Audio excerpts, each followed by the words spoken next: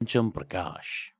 कड़कड़ाती ठंड के बीच जोरों की बर्फबारी हो रही थी। तभी हाईवे से कट मारते हुए सरसराते हुए एक गाड़ी मुर्दाघर के बाहर आ रुकी। गाड़ी के रुकते ही उसके आगे के दोनों दरवाजे खुल गए और उसमें से एक औरत और एक मर्द निकलकर सीधे मुर्दाघर के अंदर भागे, जहां पहले से ही एक इंस्पेक्टर मौजूद था और उसके साथ ही उस मुर्दाघर का इंचार्ज भी, जो नशे में धुत बीड़ी पी रहा था।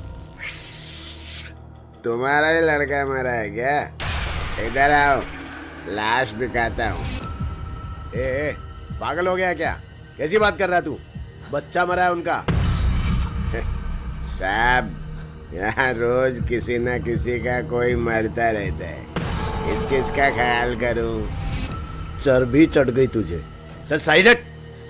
माफ कीजिएगा, इधर आइए। इंस्पेक्टर माफी मांगते हुए उन्हें सफेद चादर से ढकी एक लाश के पास ले जाता है। आपने तो अस्पताल का कहा था और अब मुर्दा घर में एक लाश के पास खड़ा कर दिया है। ये कैसा मजाक कर रहे हैं आप मेरे साथ? विक्रम को तो अभी एक हफ्ते पहले हम हॉस्टल छोड़कर आए थे, वो कितना खुश भी था वहाँ। अब यूं यहाँ मुर्दा घर में क्या करने आए हैं हम?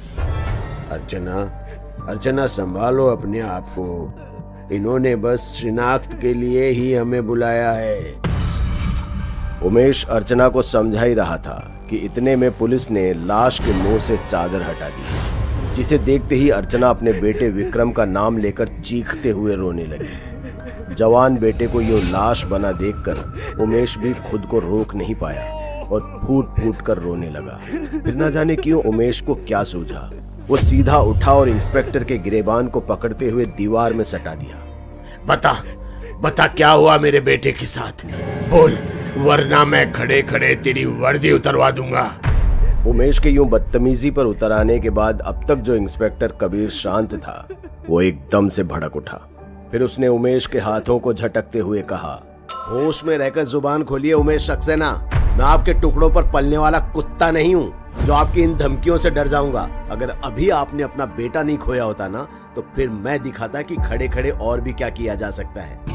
खैर, आपके बेटे की लाश विक्टोरिया हॉस्टल के पीछे बरामद हुई है।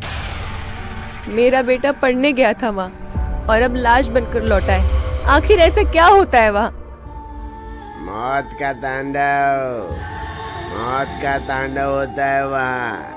ये कोई पहली लाश नहीं जो वहाँ से आई है। पहले भी कई मौतें हो चुकी है वहाँ पर गुत्थी कोई नहीं सुलझा पाया। जिसने भी कोशिश की, मौत ही पाई। ये बंद कर अपना गटर। सक्सेना सर, आपसे वादा रहा, ये गुत्थी मैं ही सुलझाऊंगा और उन्हें कटघरे तक पहुंचाकर ही दम लूंगा, फिर चाहे उसके लिए कुछ भी हो। जवान हो, जोश है, कर लो कोशिश। बाकी समझदार तो दूर ही रहते हैं वहां से। इतना कहता हुआ मुर्दाघर का वो इंचार्ज बाहर चला गया और जाते जाते कबीर को ये चुनौती भी दे गया कि वो क्या, कोई भी इस केस को नहीं सुलझा सकता, क्योंकि इसके पीछे बहुत कुछ रहस्यमयी है। लेकिन कबीर भी अब ये ठान लेता है कि वो सच का पता लगाकर ही रहेगा। इसलिए वो अगले ही दिन विक्टोरिया हॉस्टल में एक कॉलेज स्टूडेंट बनकर पहुंच गया। लेकिन हॉस्टल पहुंचते ही उसे बड़ा अजीब लगता है और वो सोचने लगता है कि एक पहाड़ी के अंत में यूं खाई के पास भला हॉस्टल कौन बनाता है, और भला ऐसी जगह पर कोई अपने बच्चे को कैसे छोड़ सकता है, वो भी सक्सेना जैसे लोग। हॉस्टल को देखते ही ये वीरान जगह लगती थी। कबीर हॉस्टल में जा ही रहा होता है कि तभी एक चौकीदार उसे रोकता है। कहाँ चले बाबू? हॉस्टल में एडमिशन लेना है। एडमिशन लेना है तो रात में आइए, दिन में यहाँ कोई काम नहीं होता है। क्या? दिन में कोई काम नहीं होता? क्यों? अरे नहीं होता है मतलब नहीं होता है। क्या, क्यों, कैसे, ज्यादा सवाल ना करो बाबू, चले जाओ। बड़े अजीब नियम कानून है। कबीर ने अभी अभी अपनी बात पूरी भी ना की थी कि इतने में चौकीदार वहां से निकल गया। कबीर ने भी सोचा अगर पूरा सच जानना है तो ठंडे मिजाज से काम लेना होगा, इसलिए वो रात होने का इंतजार करने लगता है।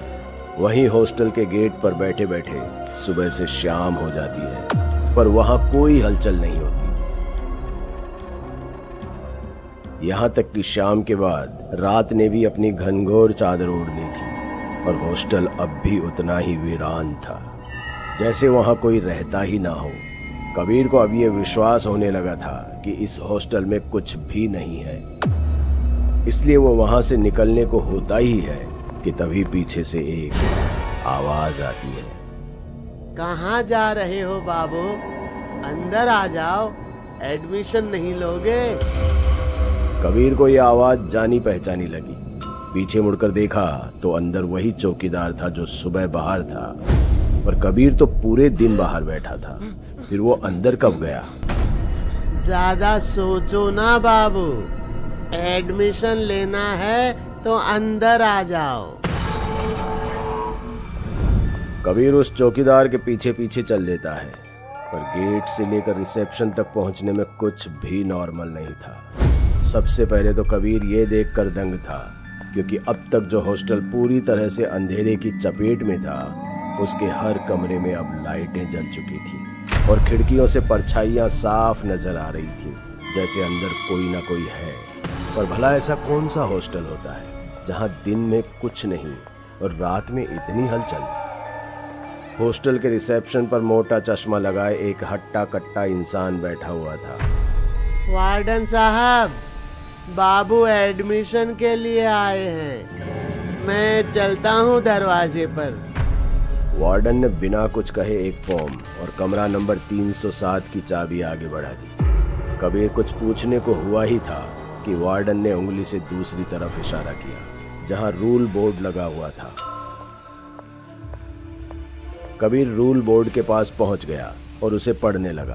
पहले रूल को पढ़कर उसका दिमाग घूम गया, क्योंकि बोर्ड पर पहला रूल था कि यहाँ कोई भी किसी से बात नहीं कर सकता, सिर्फ अपने काम से मतलब रखे। और दूसरा ये कि भूलकर भी किसी के कमरे में ना जाएं और ना ही किसी को आने दें। तीसरा, एक बार अपने कमरे में जाने के बाद बाहर ना निकले। ये कैसे अजीब रूल्स हैं? जोर से कहते हुए कबीर जैसे ही पीछे मुड़ा, वहां कोई था ही नहीं, ना ही दूर मेन गेट पर चौकीदार और ना ही रिसेप्शन पर वार्डन। कबीर बिना कुछ और सोचे सीधे अपने कमरे की ओर चल दिया। रास्ते में सभी कमरे ऐसे बंद थे जैसे वहां कोई रहता ही ना हो।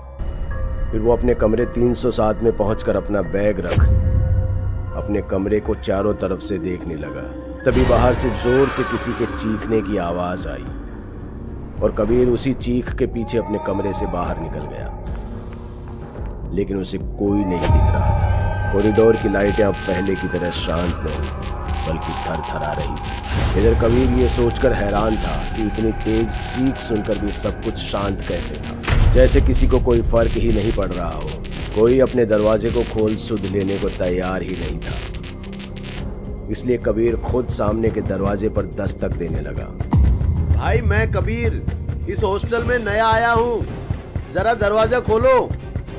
अंदर से कोई जवाब नहीं आया। कबीर तीसरे फ्लोर के सभी दरवाजों को आजमा लेता है, पर कोई बाहर निकलने को तैयार ही नहीं था। फिर अंत में वो एक दरवाजे को धक्का देकर तोड़ देता है। अंदर कमरे का हाल ऐसा होता है जैसे कोई आग लगी हो और जमीन पर एक कंकाल पड़ा था जिसका आधा सिर जला हुआ था। कबीर उल्टे पांव बाहर निकलता है तो देखता है कि इस पूरे हॉस्टल में आग लगी हुई है और कमरे के अंदर से धुआं निकल रहा है। जिस कमरे में दस्तक देने के बाद भी कोई नहीं खोल रहा था, अब हर दरवाजे पर अंदर से कोई दरवाजा खोलने के लिए चीख रहा था, मदद मांग रहा था कि दरवाजा खोलो, अंदर आग लगी है, पर उन्हें कोई सुनने वाला नहीं था। कबीर ने जैसे ही दरवाजा खोलने की कोशिश की कि आग की एक तेज लपट उसकी तरफ बढ़ी और उसके कपड़ों में आग लग गई। कबीर शरीर पर लगी आग की लपटों को बुझाते हुए ऐसे घबराया कि वो कब सीढ़ियों पर पहुंच गया उसे पता ही नहीं चला और वो सीढ़ियों से फिसलता हुआ नीचे गिर गया। इससे उसके कपड़ों पर लगी आग तो बुझ गई, पर अब वो पूरी तरह से घायल हो गया था। वो दर्द से कराहते हुए उठ ही रहा था कि तभी उसकी नज़र चौकीदार पर गई और वो उसी की तरफ बढ़ गया। कबीर ने उसे आवाज़ भी लगाई, पर वो पीछे मुड़ा ही नहीं, बस बुत बना आग को देखे जा रहा था और उसके आगे वार्डन की अधजली लाश पड़ी थी। चाचा, क्या हो रहा है यहाँ? ये आग यहाँ कैसे लगी और इन्हें क्या हुआ? अरे किसी को मदद के लिए क्यों नहीं बुलाते आप? मदद के लिए बहुत देर हो गया है बाबू। अब तो ये आग रोज सीने में चुभन बनकर जलती है। इतना कहते ही वो चौकीदार पीछे मुड़ा और कबीर के होश उड़ गए, क्योंकि वो भी बुरी तरह जला हुआ था। अरे ये क्या हुआ आपको? चलिए यहाँ से निकलते हैं और हॉस्पिटल चलते हैं। बाबू, मुर्दों को डॉक्टर की जरूरत नहीं होती। मतलब जानना है बाबू? तो ये देखिए फिर। इतना कहते ही चौकीदार कबीर को गिरेबान से पकड़कर उसे कॉरिडोर के सबसे आखिरी दीवार पर सटा देता है और फिर हर रूम से लाशें किसी ज़ॉम्बी की तरह बाहर निकलने लगी और धीरे धीरे कबीर की तरफ बढ़ने लगी।